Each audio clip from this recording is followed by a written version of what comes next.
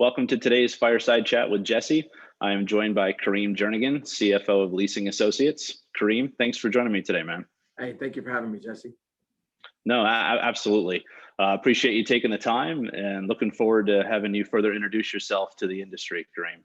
So I guess we'll start right off, if you don't mind. Just tell us a little bit more about yourself and your career to date. Okay, my name is Kareem Jernigan. I'm currently the CFO of Leasing Associates, Inc. Before that, I started my career in public accounting. I worked for Grant Thornton.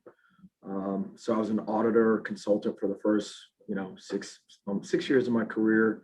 And that's actually how I became acquainted with Leasing Associates. And so I graduated in August and I started working for Grant Thornton in September, and I worked on a private placement for Leasing Associates. So it was actually my first engagement as a new auditor, and so worked and ran the Leasing Associates. I was a staff 1, staff 2, senior 1, senior 2, and ultimately as a manager. And so it's pretty interesting how things come full circle. But so I was at Grant Thornton for almost 6 years and left public accounting and went into industry, and that's kind of where I cut my teeth, and have worked in different leadership roles within the accounting and finance space. And so happy to be here, man. Looking forward to this chat. So. No, I mean, you're absolutely correct, Kareem. And one of those things that was intriguing to me is when you and I started working with each other in August of last year, and I've been in the industry for almost 17 years. And I didn't know Leasing Associates at that time. I was actually enamored by your website, though. That's pretty impressive, theleasingcompany.com. But I'll let you introduce your organization, if you don't mind. Oh, so Leasing Associates, Inc. We're located in Houston, Texas. We've got 13 offices around the United States, Philadelphia, Boston, Florida, Houston, the Woodlands, Houston, or North Houston. Houston is huge, right? I mean, you could spend 4 hours driving from South Houston to North Houston, San Antonio, Dallas, Austin, Portland, and Los Angeles. And so company's been around. We're going on our 66th year of operations, which is amazing to me. And so long tenured employees. Our president, his name is Mark Sprague. He's never had another job. He started working at Leasing Associates. He was a credit analyst. And so we have a great history. Our business, we lease vehicles and equipment, mostly vehicles, trucks, vans. And, most of our business is in the state of Texas. But I think Leasing Associates just has a great history. 40 years ago, we had an end-to-end lease accounting, origination and servicing system, which is pretty amazing. And I think we just have a great business. I do love the equipment finance space. I think it's a great place to be. And so for me, coming in Leasing Associates, I changed roles in the middle of the pandemic, which I don't recommend doing. That creates some challenges in and of itself, but I guess, Jesse, you might have a little bit of experience with that. And but I had a lot of confidence coming in here during this time, even though obviously in the industry, our business, like so many other businesses, are facing a headwind, so to speak, right. Due to COVID. But we have an amazing business model. We're very customer centric. We have customers that, we have a couple of customers that started with one vehicle and they're in excess of 300 vehicles now. So we really do, I think we do a great job of being a business partner. So we provide leasing and fleet management services. And I think we're really good at that. And we really do put the customer first. And so, and I think that's a winning strategy. And so I love our business. I think, like I said, we've been around almost 66 years, and I think we have a really, really bright future ahead of us. We're making the necessary changes, right? And so I think a lot of companies in this space are not just in our space, but just obviously in the age of COVID, they recognize that you can't stay the same. And so I don't think the what it will change. you're still going to be leasing equipment, whether it's, vehicles or medical equipment, whatever it is, right? I think the how will change. I think how the business is executed will change. I don't think the what will change. So no, and I agree with you. And that was kind of, I think we had first started talking in August of last year. And you were saying, yeah, I just stepped into this role and then I just got to know your organization better. And it's like, how long have you been around? And I'm yes. like, okay. And then you start to get into some of your tenure of your organization. And then you're just like, oh, okay. So you obviously made a great impression, when you were doing some of that consulting there to, Well, like I said, the tenure is pretty amazing. I think the average tenure of our organization is about 21 to 22 years. We have our president, I guess he's in year 33 or 34. We have a couple of folks that have been here 44, 45 years. wow. Still working and getting after it. And to me, I think that just says a lot about the organization. And so, for me, I think people matter. And when folks leave an organization, they're leaving a boss or someone that they worked with, and so that's generally why you leave for the most part. Sometimes you're really for money, or some folks will move on because maybe they don't feel like they're getting the growing or development opportunities. But I think that was one thing that gave me a lot of confidence is that I think the first audit I did for Leasing Associates was in 2003, so almost 17, 18 years ago. And so, when I was doing that audit as a new accountant, a new auditor, the folks are still here, and so for me, it was a very easy transition because I knew everyone, right? Right, so, right, makes it easier. Yeah, it makes it much easier. So I mean, that's what helped me with my transition too. I mean, the JDR, I actually had as a customer at LTI. So I already knew all the team, knew the ins and outs of what they do as an organization. They already had a great group of people. It was just how can you go there and complement what they already had established.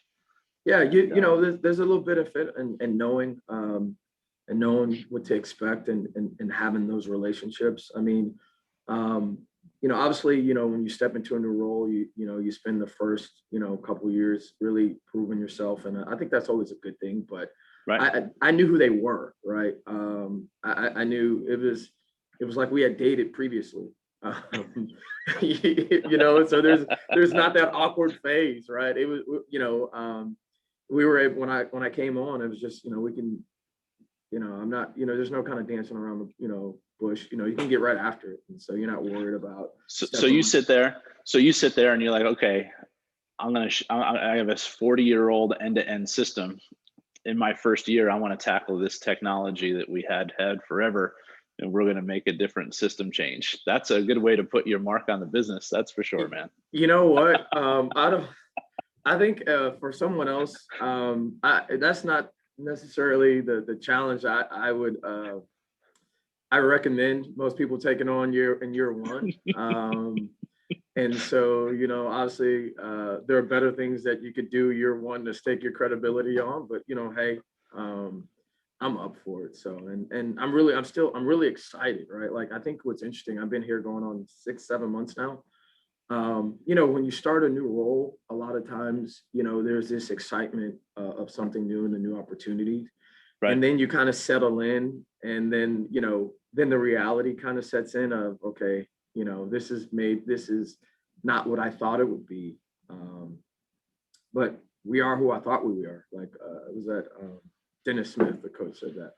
And so I'm still very much excited about the opportunity to, help move us forward. I mean, it's a huge task. I've been through system implementations before.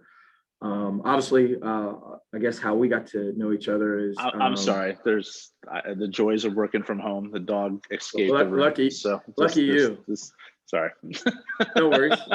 No worries.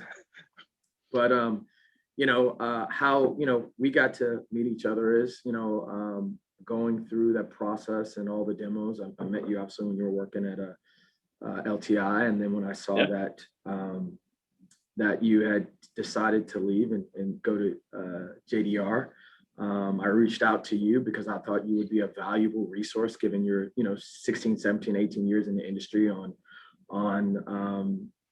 asset-based finance software. And so, in reaching out to you, I think you've been a valuable resource to me, and I'm greatly appreciative because I feel like, we're at the tail end of our evaluation process, and we believe that, we've identified the solution for us that's going to help help us take that next step. So really excited about that. Yeah, no, I mean, and that's kind of one of those things. Oh, and another joy of being from home. This would be a great fireside chat today. All right, Hi. say, Roy, say hi to Kareem. Okay. Hi. You can't make this stuff up, man. Oh, dog's barking. Gotta love this technology world. I guess the world that we live in now. No, but I mean, like I said, when I first met you in August, I knew that you were someone that I wanted to work with for a long time. And even kind of your approach that you mentioned earlier in this, where it's doing right by the customer, having everything taken care of. I mean, that's just big, and that'll go a long way for sure, Kareem. So well, at the end of the day, right now more than ever, CX matters. That customer experience is everything, right? Yeah. And that's that's how you differentiate yourself in the marketplace, I think, right? And if you're asking customers to pay a premium, or you want to provide some type of premium service, doesn't matter what it is. It's really about the customer experience, and research tells us that people will pay more, and you'll have better brand loyalty. You'll have a better retention rate if you're providing a superior service. And so, I think for us, as you mentioned, we're going to be moving into changing our software or back office and things of that nature. And but for us, I don't believe that a software is going to change who we are. I believe that it'll allow us to become more of who we are and to better provide that customer service experience. So, I think it's everything. No, I agree 100%. So, let's talk about what I write on the notes here. Kareem the Marine, So let's talk about that and how your military experience did it help prepare you, for the role you're in today? I think it's I made the decision very early. I enlisted at 17. Okay. I actually had to get my mother's permission, and so she signed reluctantly. But I had made my decision, and I told her, I say, look, this is happening whether you like it or not. So you can sign today, or when I'm 18, I'll see you. And so definitely, it's rare that you make a decision that early that benefits you. That you have the foresight. I didn't know what I was getting myself into. But I knew I wanted to go to college. I know I didn't have the money, and I knew that the Marine Corps was going to provide me with an opportunity to go and get my education paid for and travel and have a little bit of fun and blow some things up. And I got to do all of those things. That sounds fantastic. Listen, when the commercial where they say we do more before 5 a.m. than most people do all day, it is the truth. And so it's helped me in so many different ways. There's no way I think I would have been successful going to college right after high school. I just didn't have the maturity, the structure, the discipline. And so,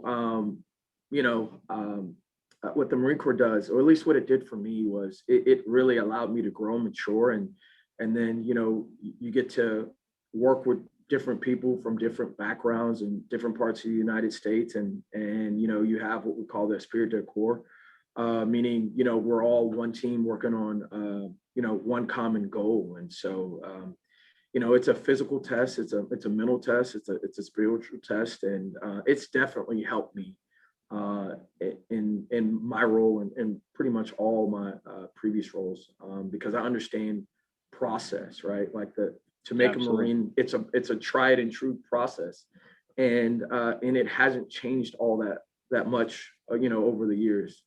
And so, getting up early, I'm an early riser. I'm up at 5:30. I'm in the gym pretty early. I like doing hard things, and I think I think doing hard things in your personal life really help you execute your day-to-day operations. And so, yeah, it's definitely benefited me. Once a Marine, always a Marine. So, hoorah. No, I can't relate, but thank you for your service. I have two brothers who were in the Army, so they might have something to say, but Listen, hey, all the branches of service, they all have different roles, and they execute their functions in an unbelievably professional and amazing way. But if you need something absolutely positively blown up in one day, you call the Marines. I mean, if I wasn't almost 40, I would say let's rock and roll, but I'm too fat and out of shape. Probably they'd be like, dude, go home. You're gonna hurt yourself. you'd be surprised what you can do. You're stronger than you think you are, Jesse. Thanks, man. So this little fun fact about yourself, obviously that was a fun fact, blowing stuff up, but what do you like to do outside of work, Kareem? My life is pretty boring. It is like it's like Groundhog Day, right? I guess when I'm not working, obviously I'm a husband, I'm a father. I coach basketball, right? So I teach kids how to play basketball. And so if I'm not at work, I'm in the gym, one or two nights during the week, and Saturday and Sunday. I've coached basketball teams for probably about 13 years. And so for me, I feel like that's a way I can give back and help mold, put my fingerprint on the next generation of leaders.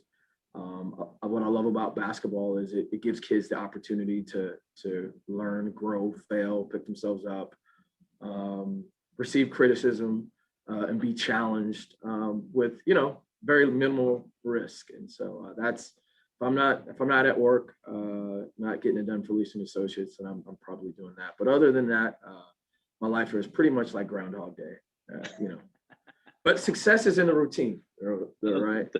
There you go. You kind of seen some of the craziness that I have going on continually in my life. So as much as I try to keep a routine, something else always seems to disrupt it. So I don't know. I try to get there, man. I'm just waiting for the rooster. Yeah. It was funny thing you mentioned that. We all of a sudden just had one just flew over the wall the other day and just showed up. That's pretty interesting, Jesse. Yeah. Anyhow. But and also I think you are from downstate New York. I am from upstate New York. So I guess we have that in common, even though they're kind of two totally different worlds. Yeah, I mean, once a New Yorker, always a New Yorker. And so I think, yeah, that's definitely one thing we have in common. I do love New York City, living in Houston now. It's still the greatest city in the world. There's, I don't know, every time I get home, the energy is just amazing. So love the city. I like to travel too. So I guess my life's not that boring. I get to travel. I like to travel when I can. So can't wait for the world to be a little bit normal so I can hop on a plane and get out of here. No, I don't blame you, especially now with everything that was going on in Texas. It would have been a great time to get out of there last week. Yeah, we survived Snowmageddon. Maybe I should have went to Cancun. Oh, not touching that one. not touching that one. However, I am going to do a little plug for the ELFA. Are you guys going to eventually maybe join that association? Are you familiar with it? Yeah, okay. I'm familiar with it. Yeah, I definitely. I'm looking forward to some of these events coming up in the fall. Yeah, because that's one thing that because obviously you sound like you want to be in the industry for quite a while, and I think you're going to be a great addition to it. I would just say the one thing that helped me, Kareem, was when you join these associations and you volunteer your time, whatever you put out, you're going to get back 10 times. Oh, 100%. So I'm a certified public accountant. And so, that's, the associations, state boards and things of that nature. There's always a lot of value there. Yeah. You get to make relationships and connections, outside of kind of, transactional relationships. And I think that is a great opportunity to meet people and touch people. And so definitely looking forward to getting out in the fall and meeting people. So I'm really excited about that. Well, perfect. I'll make sure I send you the referral form to my people at the ELFA. Okay, got it. Got it. Sounds good. All right, man. Well, I really appreciate your time today, Kareem, and look forward to working with you for several years to come, man. Jesse, it's always a pleasure, man. I thank you for having me on, and just looking forward to working with you and connecting. So I appreciate it. No problem, Kareem. You have a good day, man.